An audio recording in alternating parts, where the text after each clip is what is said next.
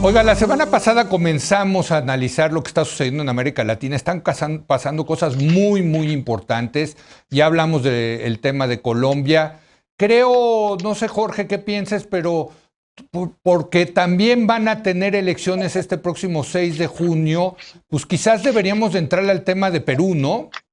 Pues mira, es uno de los casos más interesantes, cuales desde luego los otros, ya hablamos de Colombia la semana pasada, lo que está sucediendo en Chile, sí. Ya muy pronto va a unirse la Asamblea Constituyente que fue hace unas semanas en un ejercicio pues no novedoso en el sentido de que nunca ha habido algo parecido en otros países, pero muy interesante porque primero hubo una gran movilización social y luego este cauce constituyente para tratar de traducir las esperanzas, los de esa movilización en leyes, en un esquema de país. Pero Perú es antes, y creo que vale la pena hacer un par de comentarios al respecto, Leo, aunque no es un país que yo conozca especialmente bien, me siento más tranquilo o de Brasil, pero bueno, sí. Lo que todo es, uno, se ha cerrado muchísimo la elección, con una ventaja de casi 20 puntos del candidato, digámoslo, de izquierda o establishment o radical, Pedro Castillo, maestro, dirigente de una huelga magisterial en una de las zonas, en Cajamarca, una de las zonas más pobres del Perú, contra Keiko Fujimori, que bueno, es conocida más bien por todos, pues, hija de Alberto Fujimori, ya candidata 3 veces, es la tercera vez candidata a presidente. Segundo, pues como era lógico, se ha ido moderando el más extremista, si se quiere usar ese lenguaje, Pedro Castillo, a lo largo de la campaña entre las dos vueltas. Así suele suceder. Primera vuelta te radicaliza para jalar a tu base, la que puedas tener, y tratar de llegar a la segunda, y en la segunda tienes que buscar votantes del centro, es lo que está haciendo él. Ella ha desatado una furibunda campaña anticomunista. Es difícil saber a priori quién tiene razón. Ya se dio 2 veces el caso de Ollanta Humala. Perdió la primera vez, no la segunda vez. Mucha gente pensaba en 2006, por ejemplo, que iba a ser un Chávez, perdió. Y cuando sí ganó, pues fue todo lo distinto a Chávez, salvo quizás en lo corrupto. Y él acabó en el bote. Pero fuera de eso, pues no tuvo nada de chavista. Este partido, pues tiene aliados, tiene manifiestos, tiene una historia que hacen a uno pensar que sí, es bolivariano. Y los bolivarianos, pues, tienen una historia bolivariana, muchos resultan ser bolivarianos en el poder también. No hay necesariamente un cambio. Si tuviera yo que, digamos, vaticinar el resultado, pensaría que le alcanza a Keiko para ganar por un pañuelo, pues.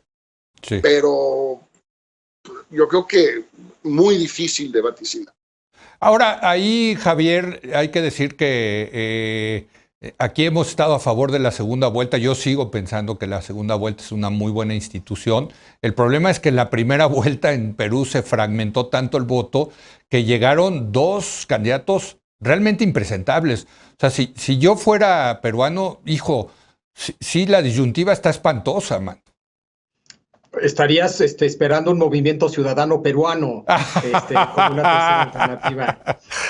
Pero creo que el problema de Perú, además de candidatos impresentables, es estructural, institucional. Sí. Es decir, en 4 años llevan 4 presidentes. Sí. Tienen ahí problemas de fondo. Es un sistema unicameral, para empezar. Han tenido serios problemas de gobiernos divididos, es decir, invariablemente el presidente enfrenta a un Congreso dominado por la oposición, que invariablemente esa oposición en el Congreso se deshace del presidente. También hay una herramienta que es que perdón, Javier, perdón, pero trataron de integrar ciertos características de los sistemas parlamentarios a un sistema presidencial y creo que acabaron en el peor de los mundos, ¿no, Javier? Creo que tienen un diseño institucional poco afortunado. Sí. Insisto, este unicameralismo con un presidente sumamente débil, con una herramienta que es vacancia, Sí. perdón, por incapacidad moral, que es muy fácil de utilizar para deshacerte de presidentes. Y bueno, hay que reconocer que el problema de la corrupción ha facilitado el uso de esa herramienta. Es decir, los últimos 6 presidentes están o en el bote o bajo proceso por temas de corrupción.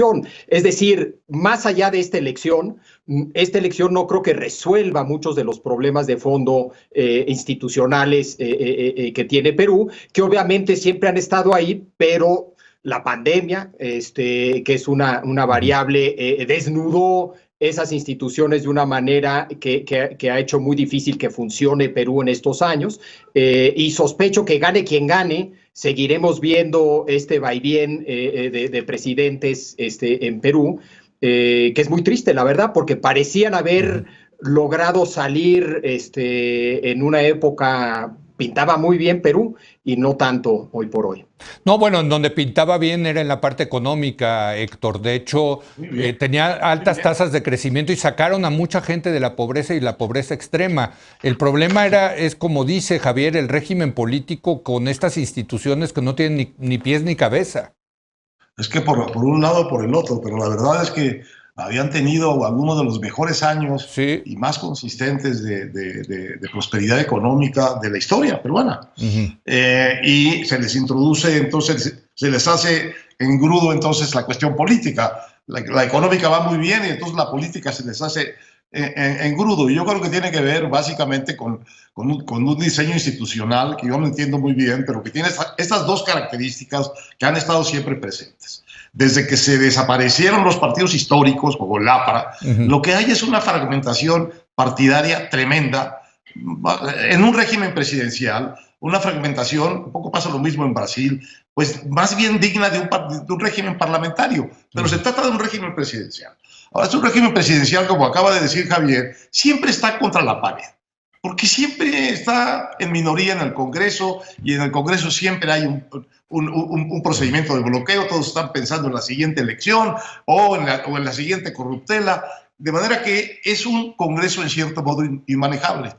Pero a eso le suma las facultades de la presidencia peruana, una cosita que yo creo que tiene un origen francés, que es que puede disolver el Congreso. Correcto.